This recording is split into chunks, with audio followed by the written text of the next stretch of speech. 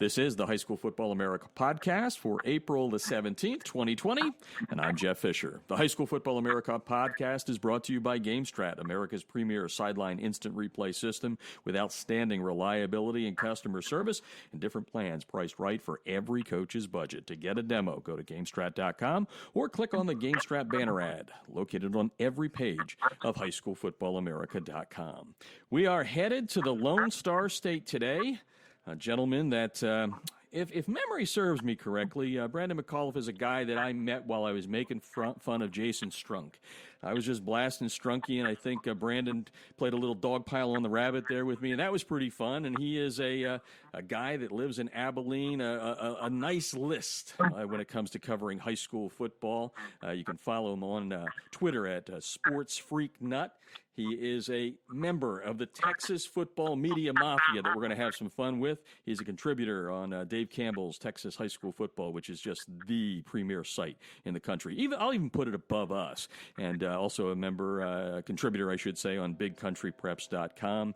And does a show on 98.1 The Ticket called the Fantasy News Hour on Thursdays from 6 to 7 in Abilene. And welcome to the show, Brandon. We're going to have some fun here. I don't know where we're going to make fun of Strunky, but at some point we'll probably jab him once or twice, and then I'll text him and say, hey, guess what?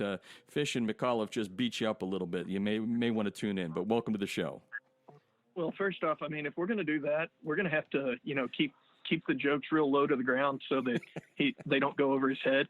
I mean, that's going to be the big thing first and foremost. Yeah, and we were talking. Yeah. Let's go one more on that there before we roll the tape here, folks. We mentioned that you're going to have to say something about he's now going back to Pennsylvania. He has left the Lone Star State, not physically. He'll be in Pennsylvania as soon as the AD at Manheim Township. So I got to ask you the question: how big a loss is this? No pun intended for Texas.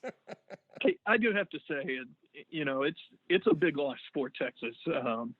He's got that bigger than life because, well, he's not that big to begin with, but that bigger than life personality. I got to know him when he was at Lubbock High and through his blog that he was doing for you, and then last fall I got to spend a day at their two-a-days when I was on family vacation, and they were getting ready for this past season, and just getting to be there and see his program up close and personal for a day, and seeing how high intensity he was at 4 a.m. Oh my gosh. I ain't never seen somebody with that much energy that early in the day. Yeah, I know. He is my friend, but it's just fun to make fun of him. But you're right. I mean, the one thing about Jason Strunk, we got to kind of tighten it up here a little bit so people don't think we're really saying nasty things about him that we truly believe. He did a great job there. He had some tough situations, but what he did with the kids at Lubbock and Port Isabel, that is the one thing that I will say about Strunky. It's kids first. There's no doubt about that, whether it's his nutrition program or just making sure the kids that are maybe from broken homes are always taken care of. I mean, that's the one thing. So I'll let you address that a little bit, and then we'll go on to some other topics. But is that something that you've seen by kind of a little bit closer approach there in the state of Texas? Oh yeah, and God bless him. He always puts the kids at the forefront, and to a fault. I mean, he could even put them ahead of his own needs and his own families. But, when you look at the situation, especially down in Port Isabel with being in the Valley of Texas, and it's more lower income, and the job he did there and getting that program turned around and setting that standard for whoever follows in his shoes. I can't say enough good things about not only the man he is, but the coach that he is. And, it's like I said, it is a big loss for Port Isabel, for Texas, to lose him. But, with Matt graduating and heading to Citadel to run, I'm beyond excited for him and the ability that he's going to have to be closer to Mac in the future. And, it's a great opportunity for him and the family. Yeah, no, it's a great opportunity. We had him on the podcast, I guess, a week and a half ago, and that is the one thing that he really talked about, and this goes for every coach, basically in every sport in every state across the country, which is when you are a high school coach, you generally are spending more time with other kids than your own kids, and being able to go and watch Mac run at the Citadel and Kennedy grow up and do her gymnastics, he is just tickled to death, and he's going to a great place. It's a great school there. So anyway, we fixed you up there, Strunky. I know you're going to listen to this and your ears are going to burn a little bit at the beginning, but now hopefully you're smiling a little bit. We're talking to Brandon McAuliffe. Did you have something to add there? I was just going to say we should have waited to talk good about him till the end so that he had to listen to all of it. Nah, man, we could make an edit here, but we'll keep it going. Brandon McAuliffe, a guy that does a lot with high school sports in the state of Texas, and we're going to have a lot of topics here, whether it's COVID and spring ball, realignment, and you know what I'm going to start with, because from the first moment I saw the hashtag about the Texas football media mafia, I was like, well, you know what? Texas does have a little something different from the other 49. So what the heck is the Texas football media mafia? Man, we're a bunch of guys that we go out and we cover an asinine amount of games that each year, I got to give a shout out to my man, Matt Stepp at I think it's Matt underscore Stepp 817, or the underscore maybe after his last name. But that dude is insane. And I try to make it to 25, 30 games a year between regular season and playoffs. That dude dwarfs that number. I think this past year he did somewhere between 80 and 90 high school games. Man. And like me, that's what we do on the side. That's not even our normal 8 to 5 job. And so the job he does,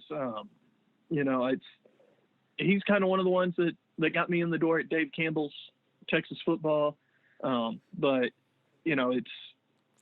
it's something that we all do it as a passion, and it's not just me, it's not just Matt, it's everybody statewide, from El Paso to Longview, Amarillo down to the Valley, Austin, San Antonio, Houston, DFW. It's everywhere. And, we all know none of us do it for the money. We do it because we love the kids. We love getting to share their stories, and getting to do that. We get to share kids' stories that might not have been told otherwise. Yeah, and that's well said, and we'll talk about that at the back end with our GoFundMe we're doing, talking to Brandon McAuliffe, and just so Matt doesn't get too mad here, so his Twitter handle is Matt_Stepp, STEPP 817. So there, we fixed that up for you, and always a lot of good stuff coming out of him as well. So let's go this place now, which is, we know how big high school football is in the state of Texas. We've got COVID-19. We've got a shelter in place. UIL has put a hold on what can be done in the spring, and of course, spring ball right around the corner. What's the latest? And I know it may even change after we post this up here, coming up in about 45 minutes or so. Yeah, as of right now, everything is shut down until May 4th, but that's the latest from the University Interscholastic League, which governs high school athletics here in Texas. But I do know Governor Abbott is supposed to have a press conference this afternoon where, a lot of the speculation is he could shut down schools for the year. And if that happens, we're done.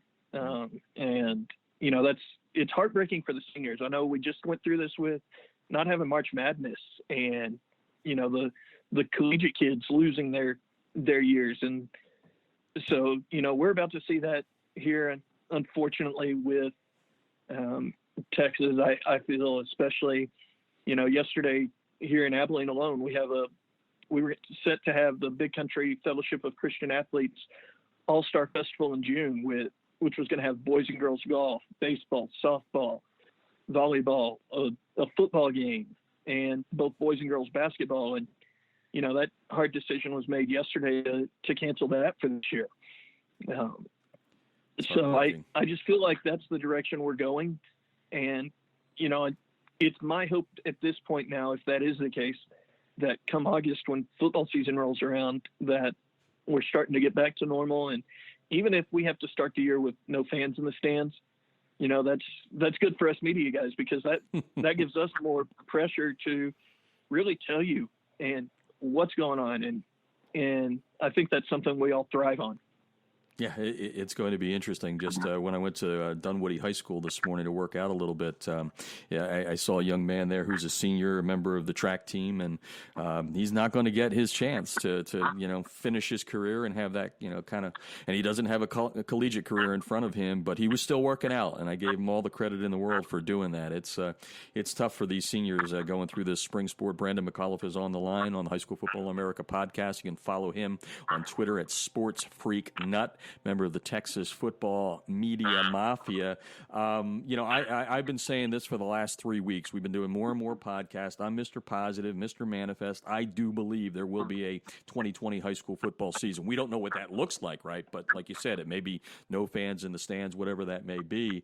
But I would think in Texas, and I'm just curious, the people that you've talked to, is there a nervousness that maybe Mr. Positive isn't right and there could possibly not be a 2020 season? At this point, I don't think there's any nervousness about that. And a lot of that's because the UIL hasn't come out and said, we're canceling this, we're canceling that, we're canceling through here. Mm-hmm. So I really think that that's leading to the positivity that in some form or fashion, we're going to have the fall sports in one form or another. Yeah. And I think I've read, I don't know if it's tweets or some stories, but I think the UIL is getting some props that they have not been overly aggressive in canceling or delaying. It's more of a kind of, week by week, if not day by day. Is that an accurate portrayal of the way they're approaching, even the way they approach the fall, including basketball and all that, as that didn't take place as far as the championships? To that affair, I have to give Dr. Charles Bryda, the director of the UIL, and Dr. Susan Elza, the athletics director. Her Twitter handle is actually at UILAD. So I got to give them mad props for the way that they've handled this. The state boys basketball tournament was ongoing when everything in Texas started to shut down. And so as of right now, it's still suspended. I know here in the big country, we've even got a team that's still waiting to play its semifinal game and waiting to find out, are they going to? And, that's San Saba High School. And I got to give them a shout out also for their football program.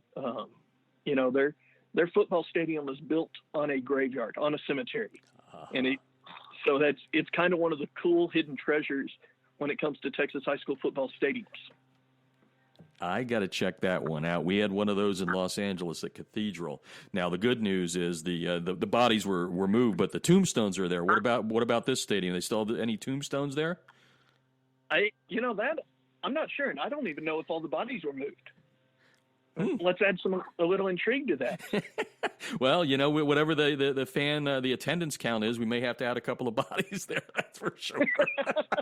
Brandon McAuliffe is on the line out of Abilene, Texas. And I mentioned at the beginning, you write for Big Country Preps as well. And you just mentioned Big Country there. And Texas is a big state for the people all around the nation. What does the Big Country entail? How big is the Big Country there in your neck of the woods? I don't even know that I could put a square mileage on it. Our coverage area pretty much goes from Brock, which is just outside of Weatherford and the DFW Metroplex, to Big Spring in the Midland Odessa area to the west. Up north, we go up to Snyder, which is just south of Lubbock. Mm-hmm. And down south, we go down to San Saba. And, there's a lot of towns in between, and we cover a lot of area, but between Daniel Youngblood at DP Youngblood and Evan Wren at Big Country Sport, the three of us get out there and we get after it, and we put miles on the vehicles, and it's something that we all love doing, and I can't give them enough thanks and gratitude for bringing me on board when they started BigCountryPreps.com last year. Yeah, it's a wonderful fraternity we have. We talked about the Texas Football Media Mafia, but I think all sports writers around the country we have a little bit of a fraternity there. Our colleagues are great, and we go above and beyond. And I always used to when Strunky moved to Texas, getting back to Jason for a second, just to fill his ego a little bit more than it doesn't need to be filled anymore. But when he started telling me about some of these trips that he would take, and then as I got to know Coach Mark Ball, I mean, it's insane how much mileage, whether it's the coaches, the ADs, or the sports media, what you put on. I mean, what's the farthest you've ever gone to cover an event? I mean, let's put it in perspective for the listeners. I would have to say from Abilene, I've covered, I guess technically, if you want to, I did go to Strunky's fall practice last year while on vacation, so 10 hours. But actually covering something, man, I've gone up to Lubbock. I've gone to AT&T Stadium, where I happened to get to cover the Galena Park North Shore against Duncanville State Championship 2 seasons ago that ended with the Hail Mary. Yep. I've gone south past Brady. I've gone out west to Midland, Odessa. I mean, it's more than a couple of miles. Yeah, I mean, we're driving 2.5, 3 hours on the regular basis each way. It is crazy. I mean, Coach Ball was telling me one night, I forget, he was calling me. He's like, Jeff, when I get into a signal area, I'll give you a call. I said, well, where are you going, Coach? And I think he was going from Lubbock to Fort Stockton, if memory serves me correctly. And I've stayed in Fort Stockton too, by the way, and we'll talk about that offline. But was that like a 5-hour drive? I think one way, and he was doing it in a one day, back and forth. Oh yeah, I mean that's not uncommon. I mean, Abilene Cooper was in a district with some of the Amarillo schools the past 2 years, and that's a 4.5 hour drive each way. So, I mean, you look at the fact that the kids are missing that much school, especially in the non-football sports where they're playing twice a week. And so that all adds up. But I do have to give the UIL credit because we did just in February go through realignment here, and Abilene Cooper was actually sent in a district where they're going east now and playing the Metroplex schools. So that's still a 2.5 hour drive, but when you're comparing that to a 4 hour drive each way, it's a great thing. Lubbock ISD was paired with Amarillo ISD, so it all works out well in the long run. Yeah, we definitely do our fair share of travel. Yeah, and we all know how the oil business is in Texas. So this is tongue in cheek. It's not meant because it's a very serious situation with what's going on. But at least with gas prices low, if you had games, then it'd be kind of cheap to go back and forth. Wouldn't be as expensive. Brandon McAuliffe on the line. Sports Freak Nut. That's his Twitter handle. Writes for Big Country Preps. Dave Campbell's Texas Football, which is great. You mentioned the biennial realignment. Why don't we just kind of dovetail off of that? Explain that to some of the listeners around the nation. This is like I don't know if it's maybe Christmas after Christmas or something, or depending if you have trouble scheduling people, it may be the Halloween or something, I guess. But what happens every 2 years to realign Texas? Because this is a big deal. You talk about it being fun and it being like Christmas. It really depends on what your profession is. If you're a coach, it sucks because you're sitting there trying to everybody's trying to speculate what the UIL is going to do. But coaches are sitting there trying to build schedules and with anticipation of, well, here's what we've done historically, but here's the changes that are coming. And a lot of it deals with trying to keep a level playing field because of school enrollments. And every 2 years, actually it's every Olympic year. So be it summer or winter Olympics, it's February is realignment month. And once football season ends, us sports writers start looking at the changes that are coming and trying to figure out, okay, team X is going to be in this district with these teams, team Y is going here. It's a lot of fun. It's definitely designed to keep the playing field level. This way you don't have schools with 5,000 or 6,000 students. Here's looking at you, Allen High School, taking on schools like my alma mater, Abilene High, which has just over 2,000 students, and putting them, in the same playoff brackets. It winds up splitting it into big school and small school for each classification, from 1A, which is 6-man football, all the way up to 6A, which is our largest classification. And, it's so schools with less than, I think, 110 students have that ability to opt and play 6-man. A school with 110 students, just because they may be geographically close to a school with 700-800 students, they're not going to be put in the same district. And the UIL just does this to keep everything fair and to keep everything balanced, and because they're looking out for the well-being of the student athletes first and foremost. No, but it's been fun to watch from afar. I can't even imagine what it's like being there on the ground on that day. And like you said, being a coach trying to fill out a schedule, which maybe is a good segue. I had Prep Gridiron Logistics. He only goes by Joe, by the way. He doesn't want to put his name out there because he's afraid people are going to start knocking on his door. But he's been putting together a lot of these big interstate matchups around the country. He's been doing it for 4 or 5 years. He does it for free, so I give him the props for that, because a lot of people back in the day used to charge for that. But one of the things that Joe's been harping on, and I don't want to get an argument started here because I don't want Texas all mad at me, but one of his points is he's had such a hard time getting people from within Texas to go outside the borders and play some of the guys like Mater Dei, St. John Bosco, St. Thomas Aquinas. Now, Duncanville, on the other hand, has stepped up. They played St. John's out of D.C. last year. This year, they've got a couple of games coming up. They got St. Thomas Aquinas, which is a big one for them. So I was just curious, what your take is on, keeping it in-state or going outside the border to show how good Texas high school football is. I like seeing the interstate matchups. I really do. But when you're looking at a school like Duncanville that puts out D1 Hossets every year all over the field, I like seeing them take it outside of the state and hit those boys in the mouth and showing them, hey, you may think you're the best, but here in Texas, here's how we do it, and let's see if you can keep up. Yeah, I think that's a good way to answer that question. I'm looking forward. My Philly boys are coming down south there to take on Shadow Creek. So I can't wait to see what St. Joseph's Prep does there. That should be an interesting one. We'll have to discuss that one, follow that one along. But I got a little Pennsylvania pride in me. Hey, let's give Shadow Creek a shout out too. Those boys, they got one of the best mascots in the state in being the Sharks. I mean, it still doesn't match up with San Saba being the Armadillos.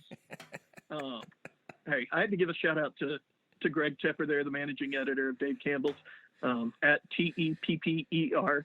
That's his favorite thing to do whenever he sees San Saba mentioned. But, it's kind of one of those things where Shadow Creek has been in existence for 2 years. They went 15-1 in their first year, losing in the state championship, and then 16-0 last year, winning the state title. So 2 years of a varsity program, and they're 31-1. In Texas, no less. Yeah. Not only in Texas, but in the Houston area, where they're having to deal with the Cadies, the Galena Parks. Shadow Creek has just done a phenomenal job kicking off its varsity program. Yeah, I'm excited to see what the Pennsylvania boys can do down there in the Lone Star State. Brandon McAuliffe is on the line. Writer, he's got his Twitter handle at SportsFreakNut. You can check him out on BigCountryPreps.com, part of Dave Campbell's Texas High School Football. And Mr. Tepper has been on the show. It's been a while since we had him on. He's been on 2 or 3 times, I believe. But I would be remiss if the Bible wasn't talked about here on the podcast today. Boy, there's nothing that beats what Dave Campbell started, I think, around 1960 or so. Shed a little bit of light for the listeners around the country who just can't figure out why I mentioned high school football and Bible all in one sentence. Yes, especially when you're talking about a state that's in the middle of the Bible Belt. Yeah. No, I think last year might have been year 60. I think we're working on year 61 right now. We preview all 1,400 plus high schools in the state of Texas. I personally handle the Lubbock and Amarillo area, as well as all of the 6-man previews from the state. And, I think I'm right somewhere in the vicinity of 350 previews this year alone. Wow. And that number pales in comparison to what Steph is doing. Like, we call him a robot, and that's part of the reason why. He can do, and it's something that we all do labor of love. But it's a chance to get kids' names out there. We get a lot of cooperation from the coaches throughout the state. They all turn in their questionnaires. But we're sitting here mentioning 10, 12, 14 kids per program. And, we're not just looking at high school. We're looking at the colleges. We're looking at the Dallas Cowboys, the Houston Texans. We're looking at all of our D1, D2, and D3 universities throughout the state. Like you said, it is the Bible of Texas high school football, or Texas football completely, because of the fact that if you want to know something about your favorite program, regardless of the classification, it's going to be in there. It is wonderful. I look forward to it. I think that was the last time we had Tep on, because the big deal is who's on the cover, right? Who was the last high school football player on the cover? Do you remember? Because I don't. I'm just asking, throwing you a curveball. Last year it was Sam Ellinger. The year before that was Jimbo Fisher. The year before that was Tom Herman. Can I go with Jonathan Gray? Can we throw Jonathan Gray's name in there? Maybe. I don't know. Maybe, because I think the year before that was Kingsbury and Mahomes. Yeah, we'll have to look that up. I'll have to put that into the story after we're done here. Brandon McAuliffe on the line, having a lot of fun talking Texas high school football, even though it's on a little hiatus right now, hoping and praying that spring ball comes around here. And, before we hop onto a couple of things to close up here, you're from the Abilene, Texas area. I'd be remiss if I didn't give the guy that lives in that area there the opportunity to kind of brag a little bit about, because that's the thing, folks. He was talking about Houston, San Antonio, the Metroplex and all that. They all have their own personality. So tell the listeners a little bit about Abilene. And it's all about the barbecue here, man. I know I'm still trying to get you to come through town so that I can hook you up with some good barbecue. I'm ready, but I got to get there though. Abilene is very much a friendly area. I know at one point it was branded the kind of like the friendly frontier, and that kind of got a lot of ridicule locally. But it's a place where everyone looks out for their neighbors, and especially in this day and age where we're living with the COVID-19 going on, it's been kind of rewarding to see all these different businesses stepping up to help their neighborhood businesses. And I love my beer. I'll admit it. We got 3 amazing breweries located here in Abilene. We've got another one that's working on opening up downtown. So it's a place where you can do anything you can set your mind to. That's a pretty good Chamber of Commerce thing there, and the beer outlets appreciate you for giving a little shout out there. That's and I will, now that I'm in Atlanta, it's going to be a little bit easier to get over and see my friends there in Texas. So get ready. I'm going to have the people here in Atlanta go, well, okay, our barbecue's pretty good, so we're going to have a little contest maybe and see how it is. And by the way, I make myself a mean pulled pork on the Big Green Egg. So maybe we should have a cook off instead there, so you can do it best. True story. My dad has a Big Green Egg that his dad brought back from Vietnam. And I guarantee you my dad has done something with his Big Green Egg that you would never consider doing with yours.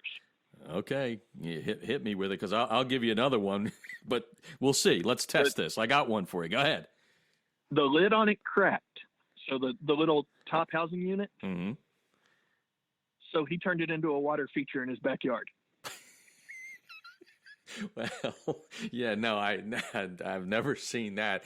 Mine was going to be more down the stupid road where one night I decided because we couldn't, I think we made some fish and chips, and I took not that high. I'm looking here. It's probably about 4 or 5 inches high, a little Lodge cast iron, and I put it on there with some peanut oil, and I put it right on the big green egg and got it fired up. Now, I didn't close the lid. I wasn't completely stupid about it, but I then put the cod in there. It was frying nicely, and those coals got so hot, and I'm watching the oil there, and it dawned on me at that point that I may have done something stupid, putting a pot of boiling peanut oil on top of 700 degrees. Luckily, yeah. So anyway, that's my stupid move, and people are like, what are you guys talking about this for? I don't know. Anyway, Brandon McAuliffe's on the line. Got a couple of things to wrap up here with. The first one is going to be, personal to me because Trish and I have started a GoFundMe, not for High School Football America, but using the platform because so many of our colleagues around the nation have not only been laid off now because of COVID-19, there's nothing to cover, but, media companies downsizing over the last 3 or 4 years. It's disgusting the number of sports writers that are now not doing what it is they love and do best. And as Brandon said so eloquently at the beginning, if there is no local sports in the newspapers, on the radio, whatever it is, that means our kids, our student athletes aren't being talked about and promoted, our coaches aren't, our teams aren't, and therefore our communities aren't. So we're trying to raise some money out there, and I wasn't doing that as a pitch for us, but what I wanted to talk about is get the lay of the land there in Texas, the lay of the land in a state where, like you said, you have a Texas football media mafia. How hard have you guys been hit as a group there? Have you guys seen a lot of loss of colleagues because of economic reasons? I mean, COVID-19 is obvious, but what about the other people? And unfortunately, that's been something that's coming over the years, and it's a lot of it, especially as we see one or two media conglomerates taking over newspapers. They start shuttering the smaller papers, so they start coming after cities like Abilene, San Angelo, and things of that nature, and we see it here on a local level all the time, and it breaks my heart because these people getting affected are friends, and even if they're in a different market, they're still friends. We may not see each other every day, we may not talk on a regular basis, but like seeing them get hurt and affected, it's tough.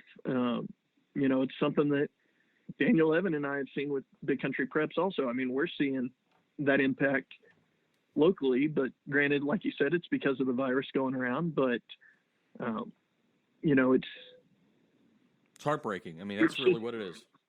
There's no other way to put it.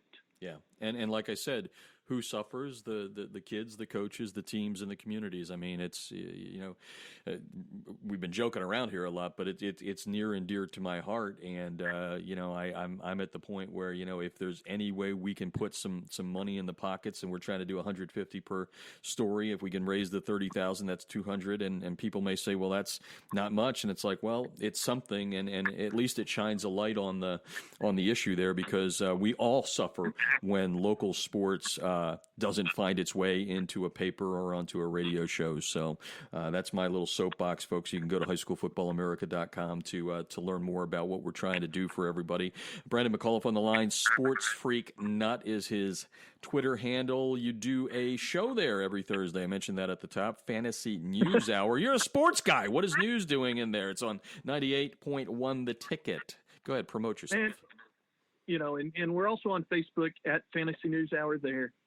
We do stream every show that we have live through Facebook as well. But myself and Brian Woodyard, it's a chance to get on and talk fantasy sports. And, when everything hit, we were in the middle of getting ready for baseball draft season. And so that's until the stations open back up, the show's kind of on a hiatus, but it's something that we just go in there and we shoot the breeze for an hour a week. And like we are now.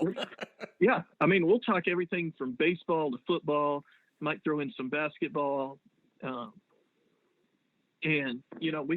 we're fortunate that I've got some buddies that are in bigger markets now. And, one of the things when everything started hitting was Jonathan Marshall, a good buddy of mine, wound up, he's now in a TV market, used to be a reporter here with the Abilene Reporter News. But he now covers the Memphis Grizzlies, the Memphis Tigers. We've had him on time and time again, just to talk. And, we enjoy just giving people fantasy advice, even if it's daily fantasy. We want to help you win some money. And, it's a lot of fun to just kind of mess around with that cult following that we've got and help them out. Yeah. Cult following. That sounds like we can make fun of Strunky with something there, but we're going to leave him off of it. Going to wrap up here with Brandon McAuliffe. Trying to think of the best thing to end with, maybe a little two-parter. And I don't know how many of the schedules you've seen so far. Is there a game in 2020 that you're just like circling going, yeah, I want to see that, whether it's, in person or, maybe now that you guys have some Friday night games on the air there, you can see that. And then the second part of that would be best high school football player from the state that you've seen in person. Let's see. Game that I want to see, definitely Duncanville with their out-of-state game.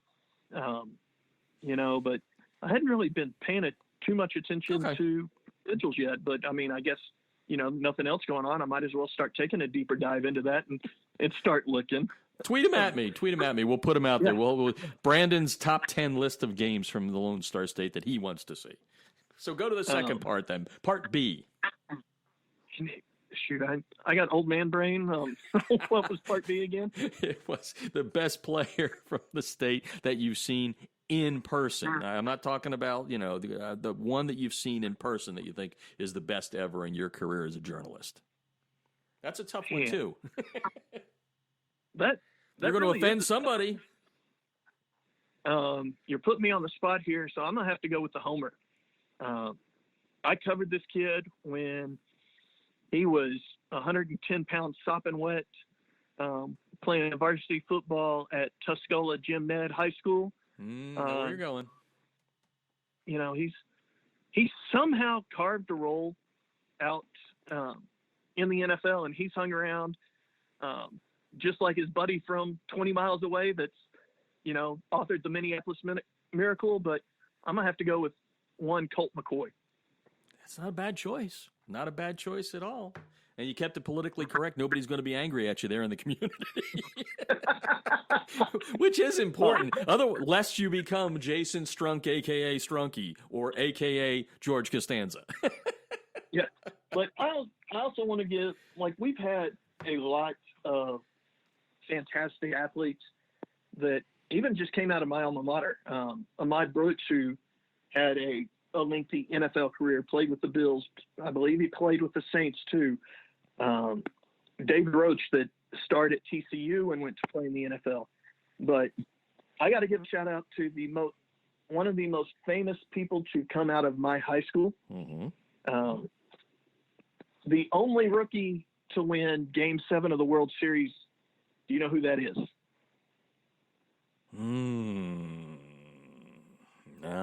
You got. Well, wait. What's the prize? Is it a good prize? I may start Googling here if it's a good prize that I win. The prize is a friendship with Strunky. Oh my God! Pass. It's like what was that one where you got no whammies? That's a whammy. Yeah, exactly. I'll give you a hint. He played with the Angels. He won a World Series with the Red Sox and with the Cubs. Bill Buckner. Close. How about John Lackey? Man, I don't think Buckner played with the Angels. I think I would have never guessed that. So that's very good. Like that. Nice little tidbit there. I'll have to hang that out to somebody here since I'm looking for things to do with my friends now. I'll be texting them trivia questions from Brandon McAuliffe. So as we wrap things up here, we're going to have a bonus round. One thing we can do to pick on Strunky. What do you have for me? What did you see there that I may not have seen? Anything? Oh, I keep putting you on the spot. I know. You say, I see what you did. You kept me in till the end because you're like, man, if I ask these hard questions at the top, he'll run away and never talk to me again. I want my barbecue, man. I gotta say, with Strunky, man, yeah. I don't know. I think we may have gotten it all at the top. If it's not, his ego, his height, which is basically the easiest thing to do, we'll just let him go here. But Brandon, it's been fun to finally get to talk to you. I mean, we're I guess I don't know if there's such a thing as Twitter buddies. That sounds a little weird, but anyway, I guess we were Twitter buddies, like bosom buddies back in the day. Tom Hanks and whoever that other guy was, who nobody knows his name probably. But we appreciate you taking the time out of your busy schedule to have a little fun here and talk some football and take everybody's mind, at least for a short period of time, off of what we're all dealing with. But we want you to stay safe and stay healthy down there. And we look forward to watching your work in 2020. But thanks for joining us. Hey, I appreciate it, Jeff, and always a blast and willing to do this anytime. We'll have you back. The High School Football America podcast is brought to you by GameStrat, America's premier sideline instant replay system with outstanding reliability and customer service and different plans priced right for every coach's budget. To get a demo, go to GameStrat.com or click on the GameStrat banner ad located on every page of HighSchoolFootballAmerica.com.